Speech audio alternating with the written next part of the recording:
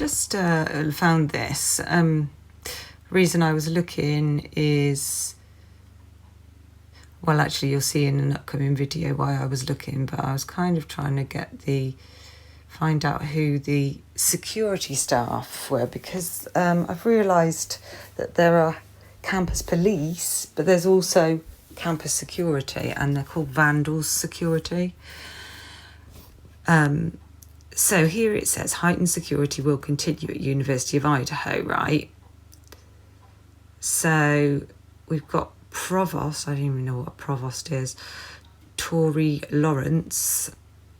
So I'm assuming they're the person in charge of security. Said Tuesday the university meets with law enforcement twice daily to check in on the homicide, right? And then it sort of just recaps what happened. But this I found interesting because from my understanding, this, I can't remember the name of the guy, who we've been told that there was a private party driver, and I've seen, now I thought we didn't have the name of that person originally, but I've seen a statement by Brett Payne that does say the name in it, and I've taken screenshots, but I've taken so many screenshots that it'll take me ages to find it, but I will try and locate it at the end and put it on the end of this video. You probably know the name anyway because you would have heard it from JLR, same name, okay? And I really want to say his name's Eric Grower, but I think I've just butcherized it in my brain. And it's probably not that at all, but let's just call him Eric Grower for now because I can't think of the name. And so I thought they'd said that Eric Grower was, or whoever Eric Grower is. So JLR said this. It also says this in a statement by Brett Payne, that, and I've been told, oh yeah, they had this was like a normal thing, that they had this private driver, but so this provost, Tory Lawrence, said the university just started, presumably, because they're talking about things that they've put in place, yeah? Heightened security. Lawrence said the university started a safe ride programme that allows students and staff to arrange a safe car ride across campus during nighttime hours, right? Well, that's interesting, isn't it? That's in addition to an already existing programme called Safe Walk that allows people to walk across campus with security personnel any time of day. So we've been told that they had a private driver, but it sounds more like they had a private walker. Unless I've been misled about this private driver, because what I've been told is that, yeah, this was a private driver for the campus. That sounds a bit odd, like, because there would have been loads of people needing a lift, wouldn't there? Safer off with your Uber, I think. So, according to this is a new thing, and this is the 30th of November. 2022, and it looks like that was not existing before. It was just safe walkers before, so you walking across campus with these people who were supposed to be safe walkers. Of course, we've stepped up the number of people that are supporting that with an expected increase in calls. I do expect that we will see heightened security and safety measures for some time soon. So this, I'll just reiterate, and I hope we're on the same page here, this is extra thing that they've added, this safe ride. The existing programme was Safe Walk, not Safe Ride.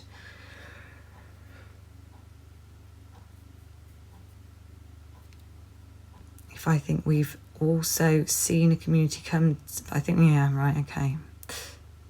So that's that's what I wanted to pass on, and I'll try and find where the name from the, I'll find that screenshot. I was right.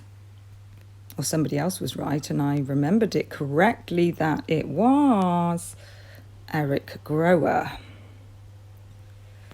So this is from Payne's statement, but it wasn't here before, was it? I just Googled something a while ago and it came up with this, but surely it was redacted before, wasn't it? You can see where I'm talking about here. Private party.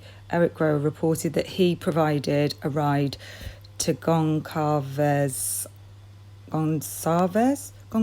Suddenly, I can't pronounce it. Oh dear. Gonçalves. Kaylee Goncalves. No, Gonçalves. Didn't sound right then. I used to be a teacher, and this would happen to me if I was being watched by my, like I was being reviewed kind of thing, evaluated, by like the head teacher, and I would be writing on the board, and words that I can normally spell, I suddenly wouldn't be able to spell them. And I've literally stopped in I just couldn't carry on writing because I couldn't bear to have spelt it wrong. And I'm just that person who will, as you can see, just like just say, I should have just carried on, whether I spelt it right or spelt it wrong. I should have just carried on, but I stopped and went, oh, I can't remember how to spell this. Oh my God. Yeah, and sometimes even with a teaching assistant in the class, because I used to do a lot of supply teaching. In America, you'd call it substitute teaching. And you'd often have a teaching assistant in the class, and they're always, I don't like it, because they'll be watching you. Why don't get on with something else? Get on with something. Don't watch me. And you know yourself that we're all judging, aren't we? We're all there judging each other. And just sometimes my brain would fart, and I just suddenly wouldn't be able to spell a really simple word like then. No, not that simple, but and you just anyway, let's stop talking about that and let's focus on what we're supposed to be talking about. So that's what happens to my brain sometimes. So sometimes when I can't think of a word, I mean, that happens to me a lot, but it's obviously some kind of anxiety type thing, or stress, anxiety, whatever you want to call it. But actually it happens a lot, so that's probably nothing to do with it. I don't know. Right, anywho, Gonçalves and Mogan at approximately 1:56 from downtown Moscow in front of the grub truck to the King Road residence. Right. Nobody actually sees that pickup, do they? But I do think they got into a car. I mean, like, obviously everybody's going, well, yeah, they did. They said there. Yeah, but I like to actually see things. So I find it very hard to believe something unless there's we don't even have a witness, really. Because Showalter would be the witness, and the way he waved, it was almost like he went towards them and then thought, oh no, they're getting in a car by then, kind of thing.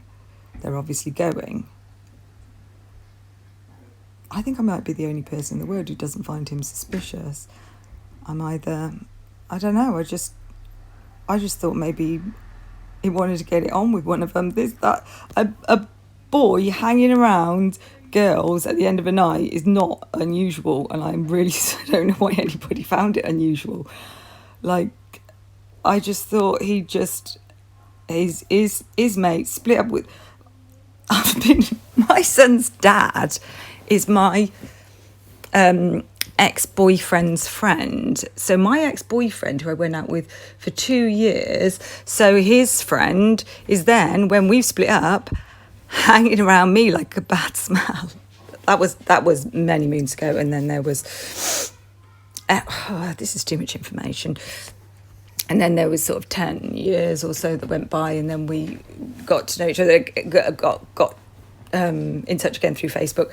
That is really extra information. But the point of it is a sort of an example, an analogy of that's just really normal for, and obviously it's not normal for them to get murdered later on. That's possibly just unfortunate for Showalter. However, I can concur, I can agree that it somewhat appears suspicious that he pissed off to Africa or something straight afterwards. But you know what? Coburg is about the only person who didn't piss off straight away, because actually I've seen a video of the girls at 1112, and this was like the next day, and they're like, yeah, we're all going. Actually, no, sorry, it was a couple of days later, because everybody had gone apart from this one girl, and she was saying, oh, everybody's gone, I'm about the only person left here. And this was like a few days afterwards, right? When did Coburg leave? He didn't leave till December, did he? Like, I don't know when it was he actually drove. But it didn't look fugitive. Like, he was a very... He took his time about it, didn't he? He didn't exactly shoot off. So anyway, I digress muchly. Let's get back to this matter. So Eric Grower, and then I just obviously Googled him, and article interesting. I had heard that he lived near. So Eric Grower lived 1,200 feet, count them. Who has counted them? From my door. What did he use to measure that? One of those, when I was at school, we used to use it on the playground. It's got a wheel, and it's like you hold it with a handle. I'm actually doing the motion right now. You hold it with a handle. So imagine like a broom handle, but like a broom, but bent somewhat, curved. And then on the end is like a circle. I want to call it a trundle wheel, but I don't know if that is something I've made up. But maybe not. I got Eric Grower right. Don't doubt yourself. Right, yeah, so you can measure it. Maybe he did that.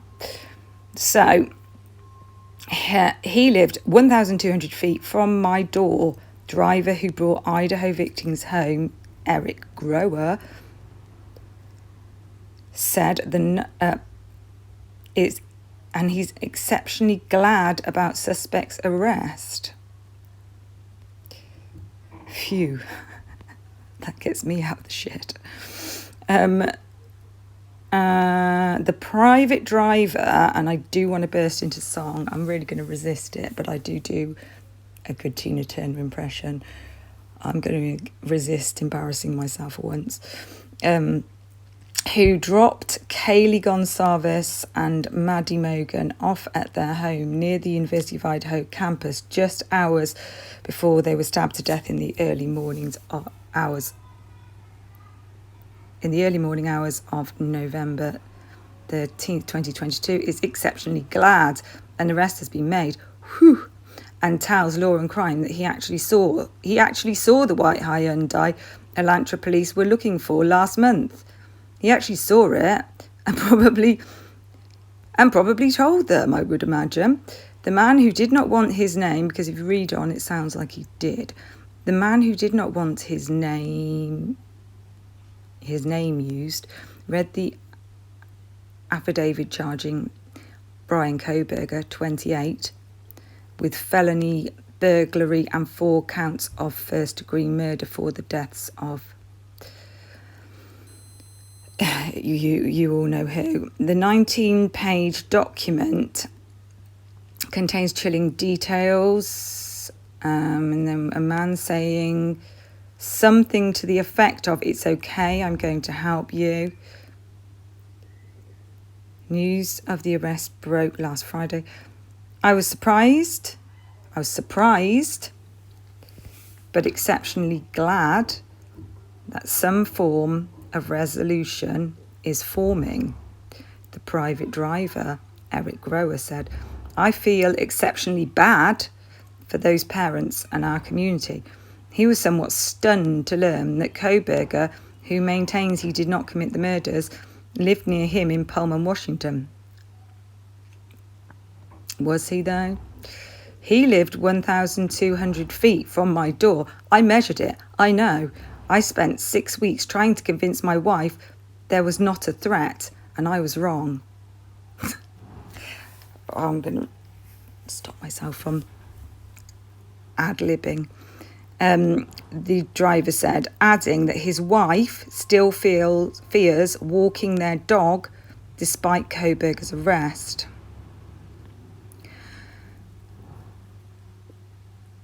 Instincts. The driver spends much of his days shuttling people around town, so after the killings he kept an eye out for the white Hyundai Elantra, and it was only just down the road. He eventually spotted it at Koberger's apartment building sometime after December the 7th. So look, this sounds like... Look. So he spotted it before that, and he was keeping his eye out for it. So obviously he would have informed them that it was there. And yet he's exceptionally glad, but also surprised. I'm paraphrasing. A word similar to surprised. I thought it was too new, he said of the car. Oh no, it's okay, they can change that. They can just change that date, don't worry about that. So you thought it was too new, but they said, no, it's okay, we'll have that one. He sounds good for it. I thought it was too new, he said of the car, since Moscow police had asked the public for information about a 2011 to 2013 Elantra. However, he wrote down the car's Washington state license plate number and submitted a list of 13 or 14. Oh, so he submitted it with some others. Hyundai Elantras he had spotted sometime around December the 10th through the Moscow PD tip line. The arrest affidavit stated a Washington State University police officer had identified Koberger as driving a white 2015 Hyundai Elantra on November the 29th, and another WSU officer saw the vehicle at Koberger's apartment building that same day. That would make them complete dickheads, really, because that can't have been the only Elantra they spotted. What? It must be this one. Oh my God, I spotted this one. It's got to be this one. So why would they think it was necessarily that one?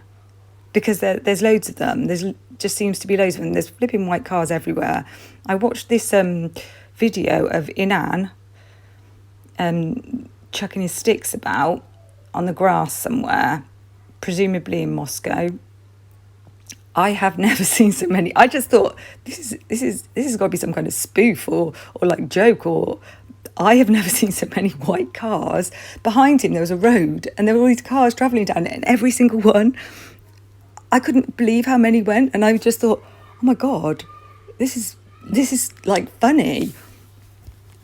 There were just so many white sedans that drove past it, drove behind him in the background.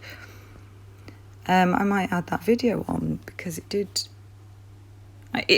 amused me, but also kind of made a point as well.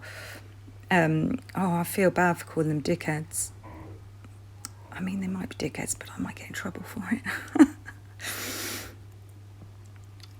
The affidavit shows Koberger was already on law enforcement's radar before the rideshare driver submitted his list. Oh, right, okay, let's cover our asses, shall we?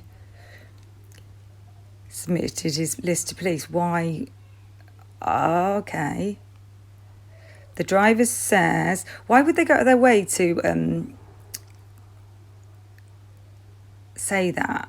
What was the utility of it? Why?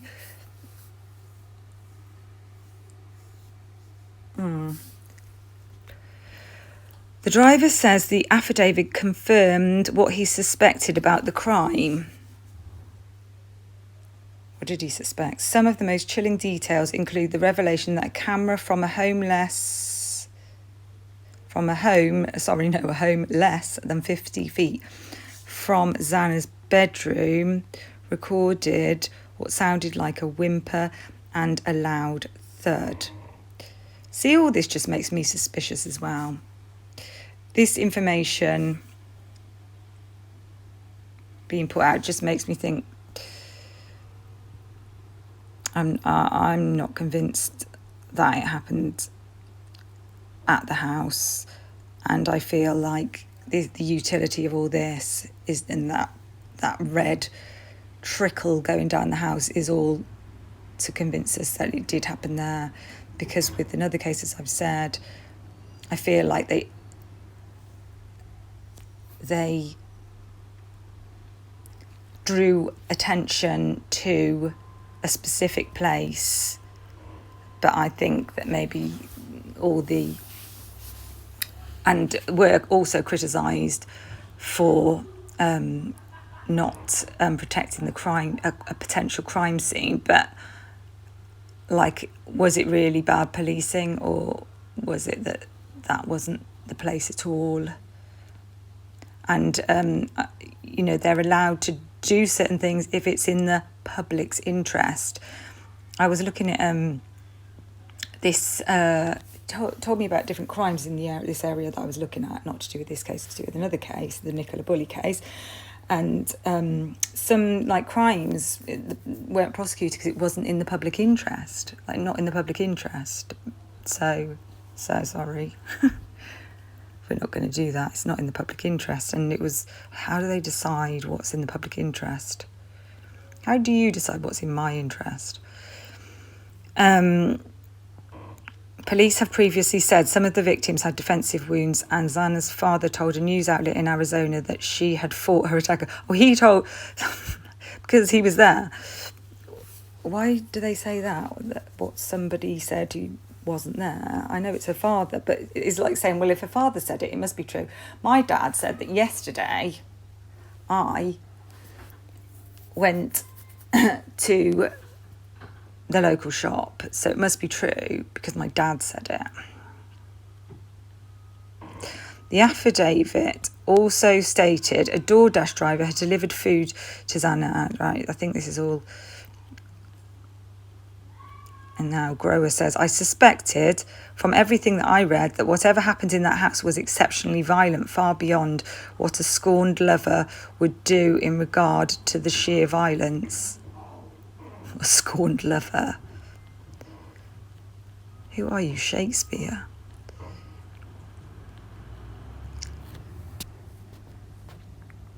The murders have left Moscow residents in shock.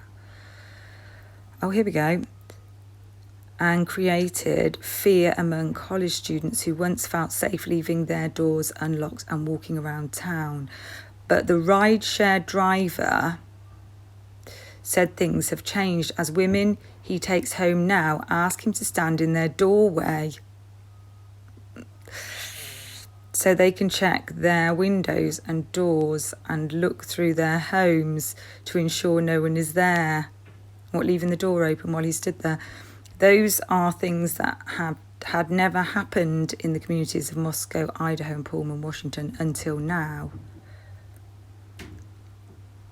Moscow and Pullman are connected by a long winding road. The two cities are essentially like one community with people travelling back and forth between the two. The driver said many people in Pullman travel to Moscow. I want to know what car he's got. Because the shopping... But what put them onto an Elantra in the first place, though?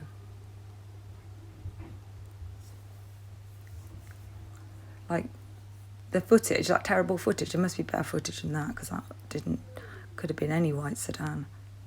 Could have been a silver one. Because the shopping options are better, and there is a grocery store and Walmart that are open 24 hours a day.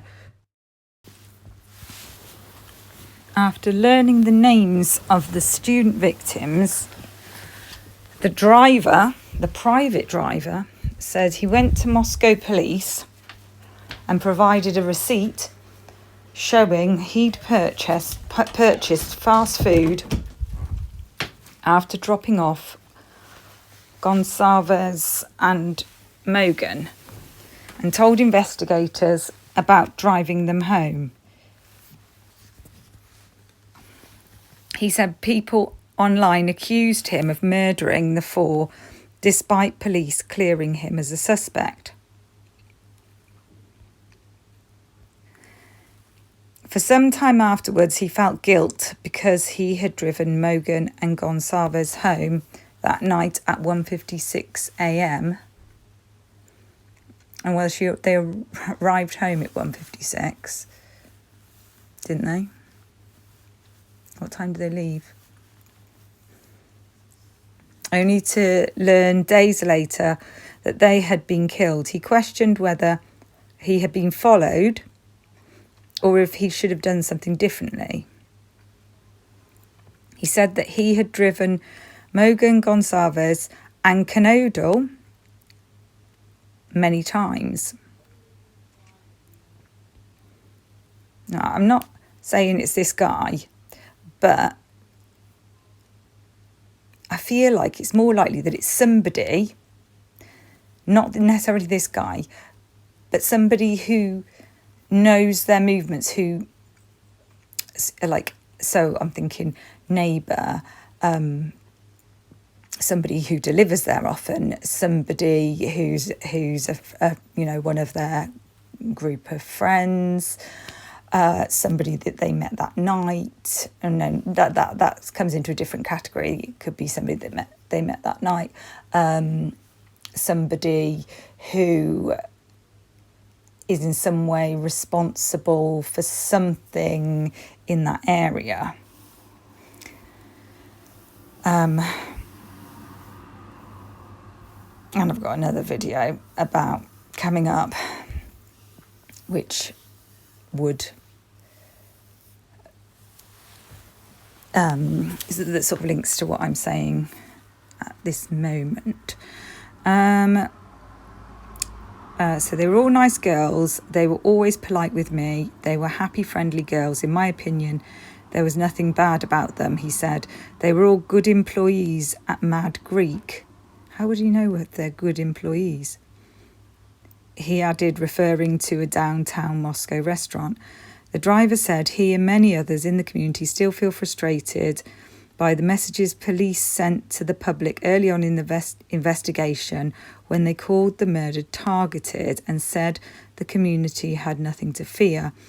The comments about the crime were later walked back, and police said they didn't know if the house or the people inside were the targets, or something inside the house. For example, if you look at a video that I did, there's sort of like a clip of one of the noise disturbance videos, you can see that when one of the officers walks past Xana's window, the curtains are open, a crack, like in the middle of the curtain, they're not drawn completely, and you can see Ethan's golf clubs. Now, that seems like a really stupid reason to commit a murder, and obviously somebody wouldn't intend to commit a murder if they were. It would be some kind of somebody who'd seen these had reason to have passed that window, seen the golf clubs many times, and thought they could take an opportunity where this person must have known that people were out initially and then gone in, if that was the case. The cars seem like a real possible target as well to me. All those nice cars out the front. But again, it would have to be somebody. It would have to be, I feel like it have to be more likely like somebody living in the neighbourhood, because they can see who's coming and going. It needs to be somebody, if you're going to target a house, you need a really, really good idea of what's going on, and you need to be able to see them coming and going, and you don't want to be hanging around outside the house watching them coming and going. You want to live somewhere near so you won't look suspicious, or it just seems more likely that it would be somebody in the neighbourhood. And that those flipping flats, apartments, the 2 blocks of apartments, imagine how many people are living in those apartments. And there's loads of apartments there. God knows who's living there. And this is... no, I'm not going to say that. I'm not saying that. Right.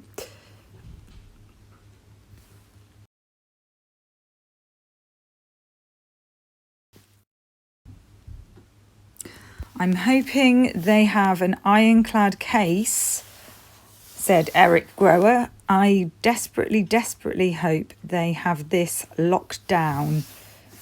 If they let this guy walk, it's a shame.